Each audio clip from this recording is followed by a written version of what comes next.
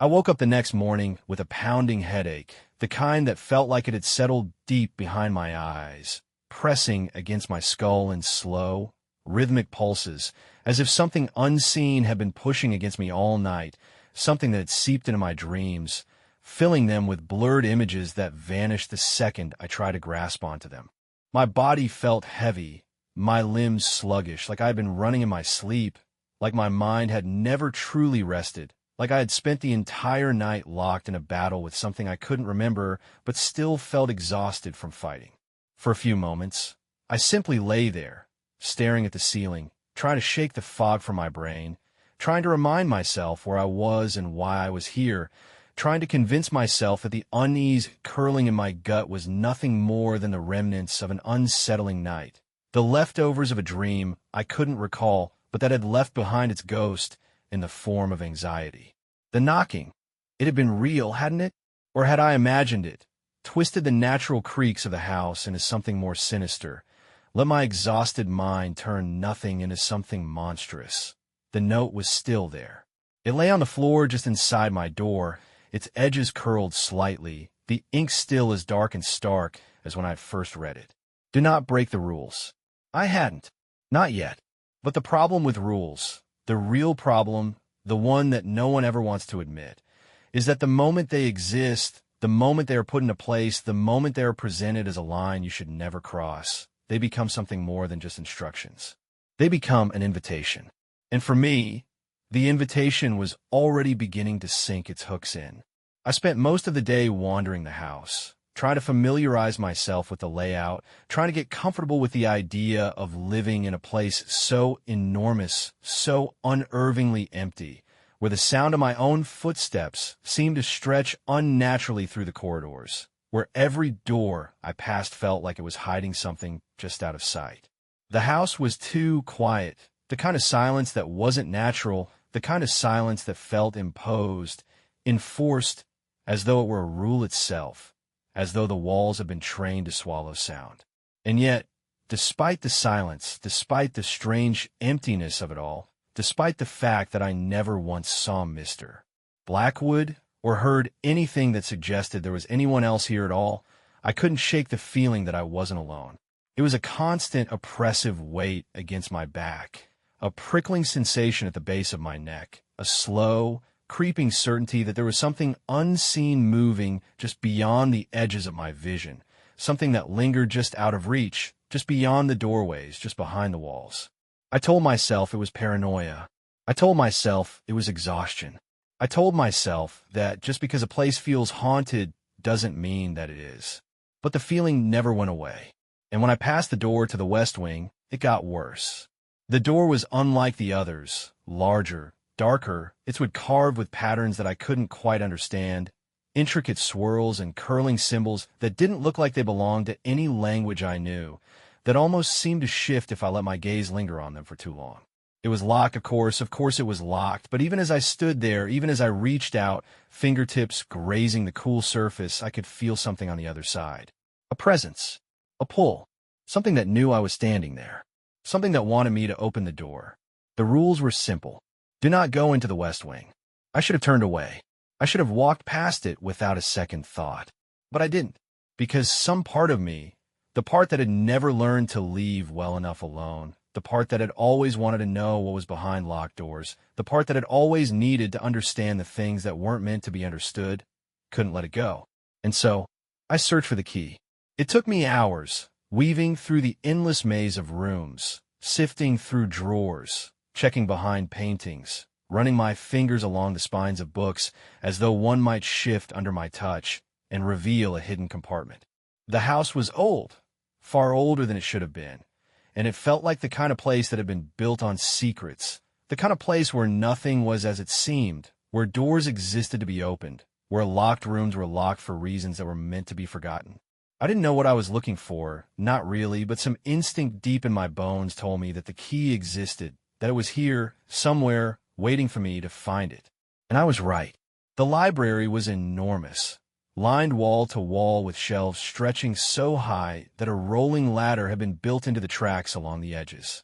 The air was thick with the scent of dust and something else, something deeper, something metallic, something that didn't belong. The key was behind a book. I don't know why I reached for that particular one. Maybe it was instinct, maybe it was something else, but when I pulled the heavy leather-bound volume from the shelf, the space behind it revealed a small alcove, the dim light catching the edge of a brass key, its surface dull with age, but perfectly intact. I hesitated. I should have walked away.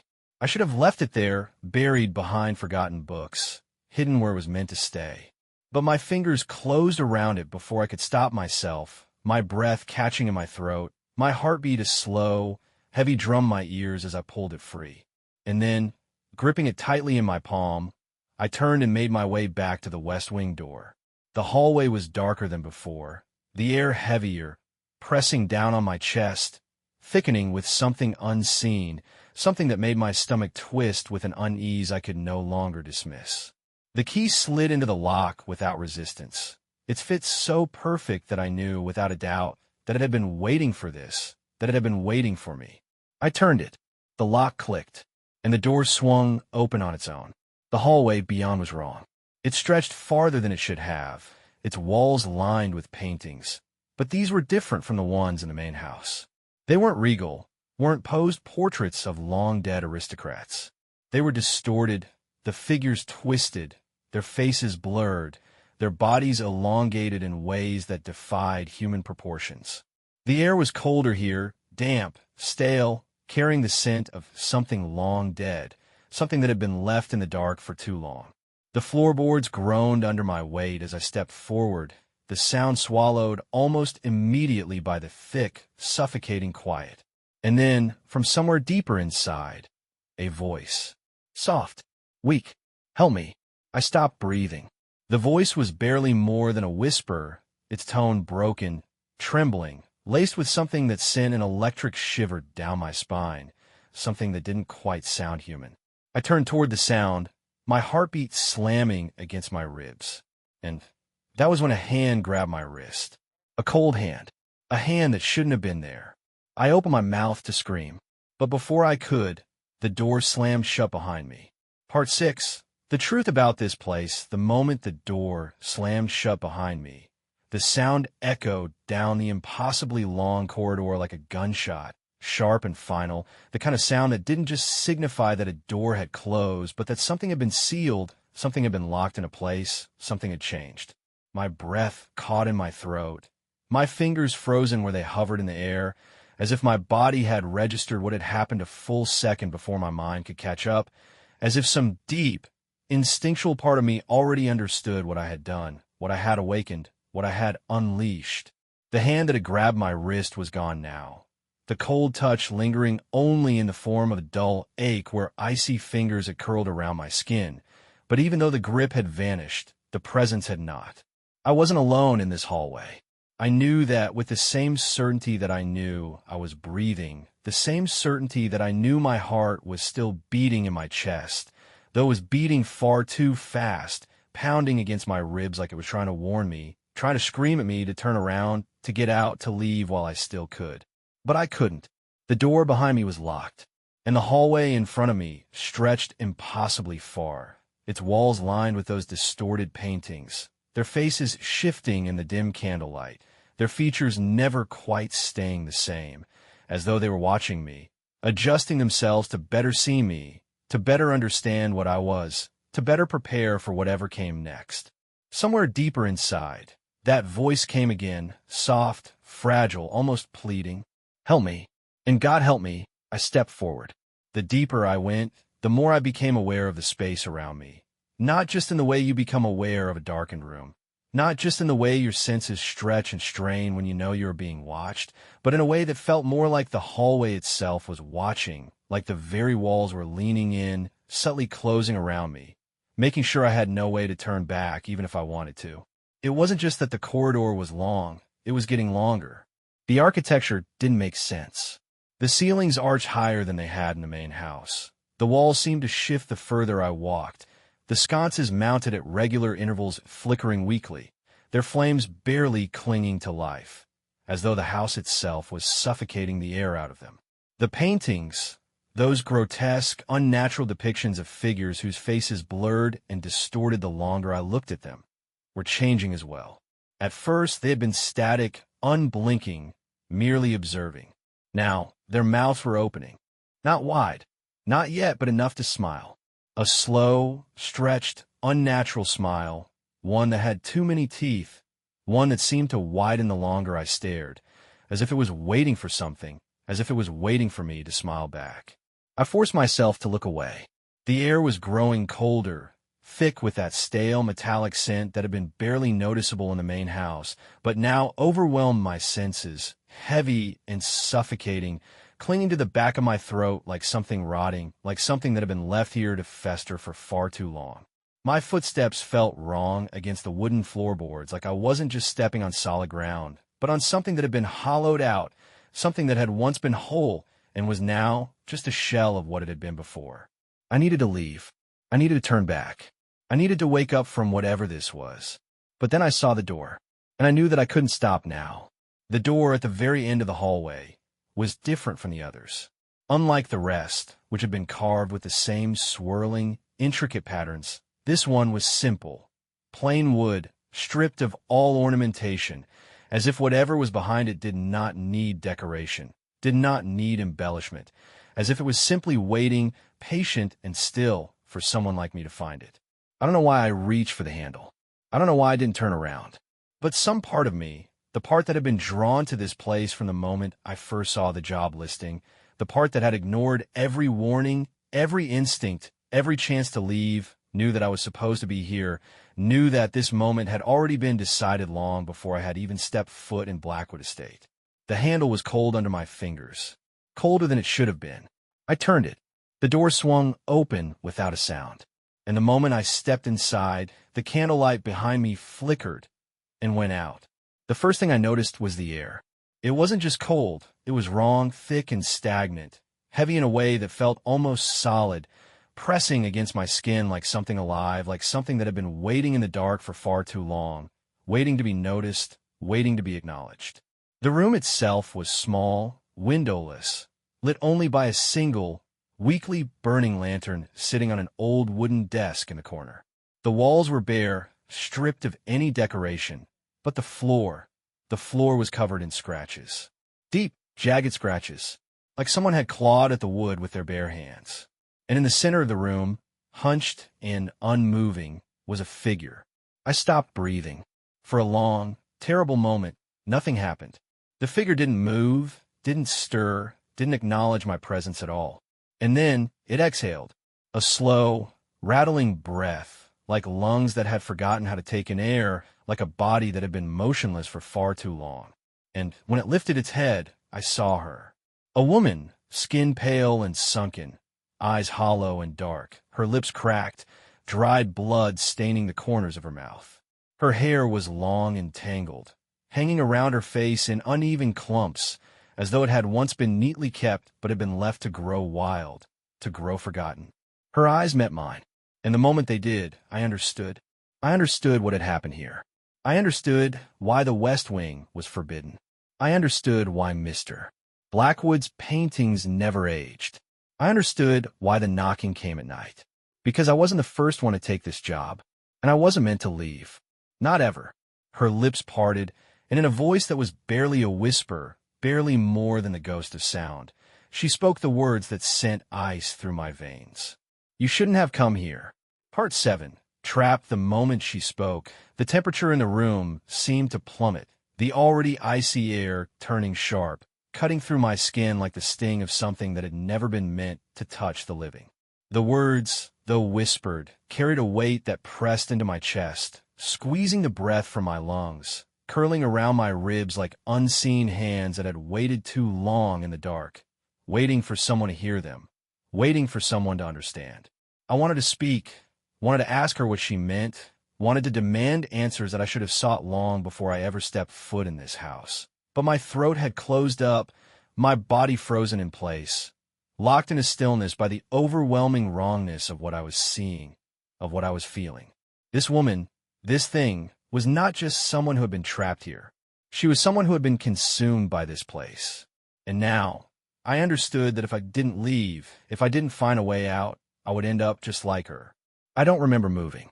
One moment, I was standing in that suffocating, windowless room, drowning in the stale air, staring into the hollow eyes of someone who no longer belonged to the world of the living. And the next, I was running, my feet pounding against the wooden floorboards as I hurtled back down the hallway, my lungs burning with the effort, my heartbeat a frantic, uneven drum against my ribs. I didn't look back. I couldn't look back, because something told me, something deep inside me, something that had nothing to do with logic and everything to do with survival, that if I turned around, if I so much as glanced over my shoulder, I would see something chasing me, something that had been waiting far too long for me to come down this hallway, something that had been waiting for someone to open that door. The corridor that had once seemed unnaturally long now felt endless, stretching forward in an impossible loop, the doors on either side flickering in and out of existence, some disappearing entirely as I ran past them, others appearing where they hadn't been before, their wooden surfaces warped, shifting, pulsing like something alive. I wasn't running through a house. I was running through something that was changing around me. The paintings on the walls were different now, too. They had once been grotesque but still recognizable as people. Now, their faces were twisted into something else, something unnatural, something stretched beyond what skin and bone should be capable of, their eyes nothing more than black, gaping voids that swallow the light. And the worst part, they were all smiling. I ran faster. When I finally reached the door leading back to the main part of the house, I didn't hesitate. I grabbed the handle, twisted it hard, and threw my weight against the wood, expecting it to give, expecting it to open, expecting this nightmare to be over. But it didn't move. The door didn't budge. The handle was ice cold under my fingers, unyielding, as if it had fused into the frame, as if the house itself had decided that I no longer had permission to leave. I let out a strangled noise, half sob, half shout, as I threw my shoulder against the wood, again and again, desperation clawing at my throat, my breath coming in sharp, ragged gasps. I wasn't strong enough. I wasn't fast enough. I wasn't meant to escape. Behind me, the hallway stretched out like an open mouth, waiting to swallow me whole. And then, from the depths of that darkness, the knocking started again. I had spent the first night in this house lying awake in bed, frozen in terror as the knocking had echoed down the hallway, patient and steady, rhythmic and calculated, like a predator tapping at the edge of a cage, waiting for its prey to make a mistake. But this knocking was different, because this time it wasn't coming from a door. It was coming from inside the walls. It was all around me. Soft at first, the same slow, deliberate rhythm I had heard before, 3 precise, evenly spaced knocks, but then growing louder, faster, spreading through the wood, coming from the ceiling, from the floor beneath my feet, from the walls that surrounded me on all sides, until the sound wasn't knocking anymore, but pounding, frantic and relentless, like something buried deep inside this house was trying to claw its way free. I covered my ears. It didn't help. The sound wasn't just something I could hear. It was something I could feel reverberating inside my chest, rattling my ribs, sinking into the marrow of my bones like the house itself was alive, like it was calling for something, like it was trying to drag me into it. And then silence. Abrupt. Jarring. The kind of silence that wasn't empty, but full, thick with the weight of something unseen, something waiting. And then a voice low and steady, spoken not from the hallway, not from the room I had just left, but from right behind me. You should not have done that. I turned, and standing there, in the dim, flickering candlelight, was Mr. Blackwood. His expression was calm. Too calm. Like he had expected this all along. Like he had been waiting for me to break the rules. Like he knew what came next. And the moment our eyes met, I knew. So did I. Because I had sealed my fate. I had done something that could not be undone. And now, no matter how hard I tried, no matter how much I fought, no matter how much I screamed, I was never getting out of this house. The room spun. My heartbeat was too fast. I opened my mouth again, this time to protest, this time to beg. But before I could speak, before I could even comprehend what was happening, the lights went out. Not just in the hallway. Not just in this part of the house. Everywhere. The sconces, the chandeliers, the weak flickering glow of the candles, all of them extinguished at once, plunging the entire house into a darkness so complete, so overwhelming, so alive, that for a single horrifying moment, I felt as though I had ceased to exist entirely, as though the world itself had been swallowed whole and taken me with it. And then, the knocking started again. But this time, it wasn't coming from a single door. It wasn't coming from the walls. It was coming from everywhere. From the ceiling above me, from the floors beneath my feet, from the endless stretch of hallways I could no longer see, from behind every door in the house, from places I hadn't even discovered yet, until the entire mansion was filled with the sound, a deep, echoing pounding, like hundreds of unseen hands beating against the wood in perfect unison, demanding to be let out, demanding to be heard, demanding to be answered. I pressed my hands over my ears, squeezing my eyes shut, willing myself to wake up, willing myself to not be here anymore, willing my body to disappear the way the light had disappeared. But even in the darkness, I felt it. A presence. Something standing right in front of me.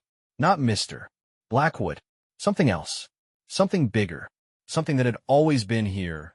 Waiting, lurking, feeding off of every terrified breath that had ever been drawn within these walls.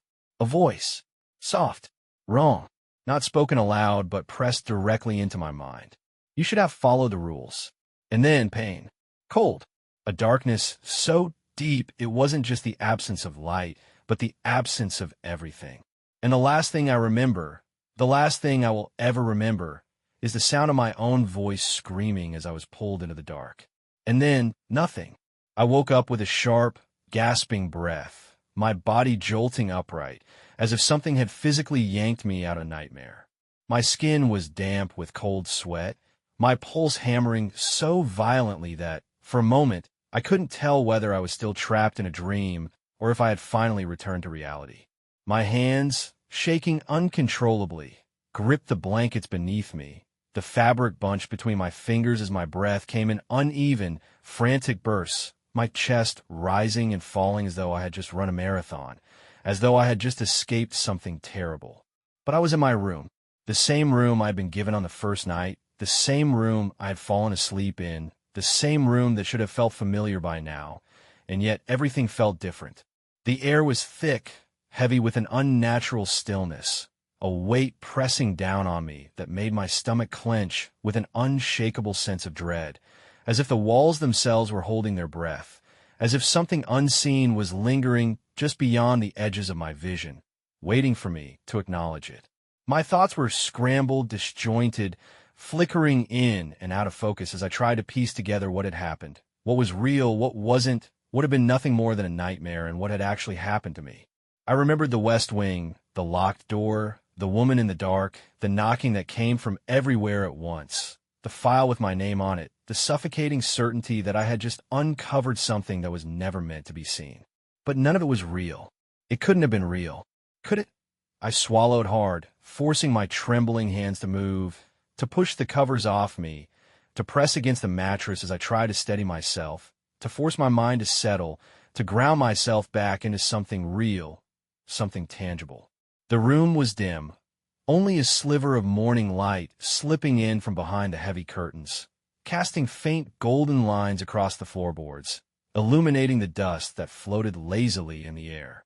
The furniture was the same, untouched, pristine, as if nothing had changed, as if the night before had been nothing more than a horrible dream that had woven itself too deeply into my mind, tangling around my thoughts, making me question what had actually happened. But then, the knocking. Knock, knock, knock. It was soft at first, distant, like a slow drip of water, echoing through a hollow space. But I knew that sound. I had heard it before, had laid awake listening to it in terror, had fought against the primal instinct that had screamed at me to run, had done everything in my power to ignore it. But now, in the pale light of morning, it was worse. Because it was real. Because I was awake. And it was coming from inside my room. Every hair on my body stood on end, a cold, electric current of terror ripping through me as I forced myself to move, to breathe, to think, though every instinct I had was screaming at me to bolt, to get out, to not look back. My eyes darted across the room, scanning every surface, every shadow, searching for the source of the knocking, searching for who or what was inside with me, my heart pounding so violently I thought it might burst from my chest. And then, just as suddenly as it had started, the knocking stopped. The silence that followed was worse. It stretched out, thick and unbearable, filling the space between my ribs, coiling in my throat like something tangible, like something waiting for me to make a mistake, waiting for me to acknowledge it, waiting for me to react. No, I wasn't doing this. Not again. I swung my legs over the side of the bed, my movements frantic and clumsy, my bare feet hitting the cold wooden floor as I stumbled forward, my body already in motion before my mind could catch up, some deep-rooted instinct overriding every thought, every logical excuse, every feeble attempt to convince myself that I was overreacting. I had to leave. I didn't care if I was being paranoid. I didn't care if I was running from nothing. I didn't care if this was all some elaborate trick of my own exhausted mind. I had to leave this house. Now, my fingers fumbled for my bag, yanking it up without bothering to check if I had everything, my pulse roaring in my ears as I practically threw myself toward the door, wrenching it open so violently that it slammed against the wall with a sharp, echoing crack. The hallway was empty, but I didn't trust it. I didn't trust anything in this house anymore. I didn't care if Mr. Blackwood was waiting for me, didn't care if he tried to stop me, didn't care if he said leaving wasn't an option. I was done playing by his rules. I was getting out. I moved fast, my feet pounding against the wooden floorboards as I practically sprinted down the hall, my breath coming in short, desperate bursts, my free hand bracing against the walls to keep myself steady, my mind racing through every possibility, every what if, every single scenario in which the house would try to stop me, in which something would grab me before I made it to the door. But nothing did. The house was silent. Still, as if it was watching me leave, letting me go, waiting to see if I would actually make it, if I would really walk away. By the time I reached the grand staircase, my legs were shaking so badly, I nearly lost my balance, nearly tumbled forward, but I caught myself at the last second, gripping the railing as I forced my body to keep moving, my breath shallow, my vision tunneling in on the front door on the way out, on my only chance to escape this place before it decided to change its mind. I didn't hesitate. I threw the door open, and then I ran. I don't remember getting to my car, don't remember fumbling with the keys, don't remember the way my hand was still shaking as I shoved them into the ignition, don't remember anything except the moment the engine roared to life, and the moment my foot slammed against the gas pedal, tires screeching against the gravel as I tore through the gates, heart hammering, eyes locked on the road ahead, never once daring to look back at the house looming behind me, never once daring to check if anyone was watching me leave. I drove for hours, didn't stop until I was miles away, until I was back on a real road, until I saw the first gas station in what felt like a lifetime. I parked in the furthest spot I could find, my hands gripping the wheel so tightly my knuckles were white, my breath still ragged, my chest still aching from the fear that had taken root so deeply inside me, I didn't know if I would ever be able to shake it. It was just a dream. That's what I told myself, again and again and again. It was just a dream, but I never went back. And no matter how many times I tried to forget, no matter how many nights I spent convincing myself that it had all been nothing, that it had all just been my mind playing tricks on me, I never stopped hearing the knocking in my head. And I never stopped wondering, what would have happened if I had answered it?